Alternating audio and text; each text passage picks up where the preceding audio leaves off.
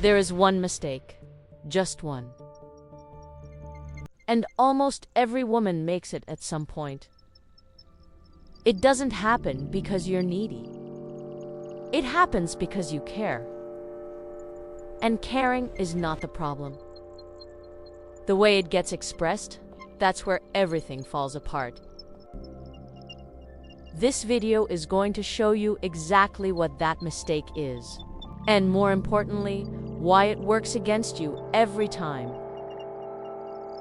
Not because men are difficult, but because attraction has rules that nobody taught us. Let's start at the beginning, with what attraction actually is. Attraction is not logic. It is not fairness. It does not reward the person who tries hardest. Attraction rewards presence, confidence, a woman who is complete on her own. And it punishes, not cruelty, but the quiet desperation that comes from needing someone to complete you. Here is the mistake. Are you ready?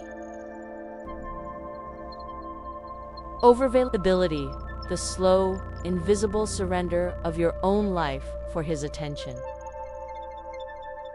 It starts small. You clear your schedule when he's free. You respond within seconds every time he texts. You make yourself easy to reach, always. You start organizing your emotional world around his moods. When he's warm, you feel safe.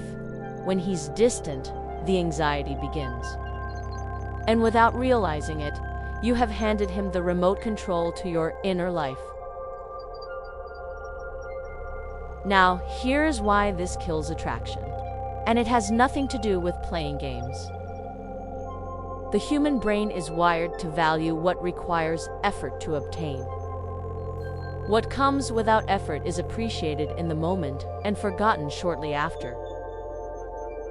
This is not a character flaw, it is neuroscience, and it applies to everyone, including him. When you are always available, always responsive, always accommodating, you remove the very friction that creates desire. You become comfortable, and comfort, as we've discussed before, is not attraction. Comfort is what you feel for furniture. Attraction is what you feel for someone who makes you lean forward.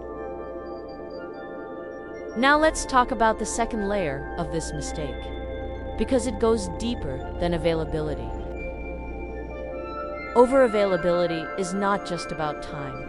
It's about emotional transparency at the wrong moment. Telling him everything you feel, too soon, too often, is not intimacy. It's pressure. Real intimacy is built slowly. It is earned through consistency, not declared through confession.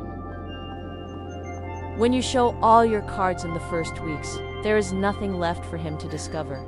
And discovery, the slow unfolding of a person, is one of the most powerful engines of attraction that exists. The woman who remains slightly mysterious is not being dishonest. She is being wise. She has depths he hasn't reached yet, and that possibility keeps him coming back. Now let's get specific. What does overavailability actually look like in real life? It looks like rearranging your entire weekend because he mentioned he might be free. It looks like triple-checking your message before sending to make sure it sounds casual enough. I'm sorry, but it's just... It looks like apologizing for having needs, I understand your for perspective, having feelings, and I want to share mine for openly. taking up space. Let's find a way forward together. It looks like staying in a conversation that stopped serving you hours ago because you don't want him to feel abandoned. It looks like saying yes when every part of you wants to say, not tonight. And it looks like the slow disappearance of the woman he was originally attracted to. Because that woman had a life. She had opinions. She had somewhere to be. She wasn't waiting. She was living. And that is what he fell for. So how do you stop? Not with games. Not with cold silence or calculated distance. You stop by rebuilding the thing that overavailability quietly dismantled, your own life. This is not punishment. This is not strategy. This is just becoming yourself again. Step 1. Reintroduce friction into your availability. Not hostility, just a life. Make plans that don't involve him. Keep them even when he suddenly becomes available. Let some texts breathe before you respond. Not to be mysterious, but because you were genuinely busy living. Step 2. Stop performing ease. Start practicing honesty. If you don't want to do something, say so, calmly and without apology. If something bothered you, name it once, clearly, and then let it go. A woman who knows what she thinks and says it without needing his validation to feel sure is magnetic. Step 3. Reconnect with what makes you interesting to yourself. So, the Not project for is him, finally done. not to Thank seem goodness. interesting, That was but intense. because a full seem life is distracted not today. a strategy, it is the point. What did you do before this man took up so much mental space? Go back there, not as a tactic, as a homecoming. Now let's talk about what happens when you make this shift, because it will feel These roses are uncomfortable picked at fresh first. this morning.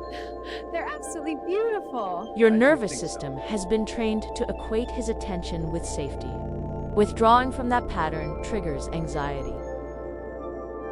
You will want to reach out, to check in, to make sure he still cares.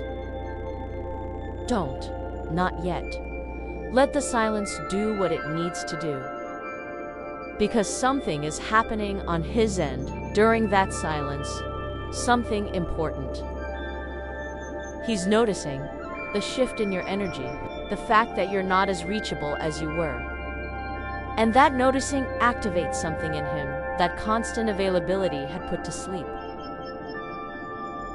Pursuit, the desire to close a distance that has opened. This is not manipulation. This is the natural result of becoming a person with a full life again. You didn't play a game, you stopped playing one. The game was making yourself smaller, more available, more agreeable than you actually are.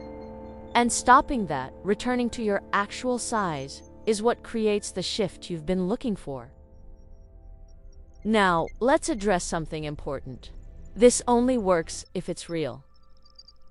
If you're going out with friends just to make him wonder, he will feel it. If you're posting on social media as a message to him, he will feel it. Men are more perceptive than we give them credit for. They feel the difference between real and performed. Authentic distance is attractive. Performed distance is transparent. The goal is not to seem like you have a life. The goal is to actually have one. And if you build that life genuinely, the right man will recognize it immediately. Here's the last thing, the part most videos leave out. Sometimes you do everything right, and he still doesn't come back. And that information, as painful as it is the most valuable thing he could ever give you. Because a man who disappears when you stop shrinking yourself was never going to stay for the real you anyway. The mistake that kills attraction is not loving too much. It is loving yourself too little. When you stop making yourself small, you stop attracting people who need you small. And you start showing up as the woman who doesn't need to chase because the right people run toward her. That is the woman worth becoming. Not for him, for you. If this landed for you, Love But Smarter is here every week. Subscribe and stay. Take care of yourself. See you in the next one.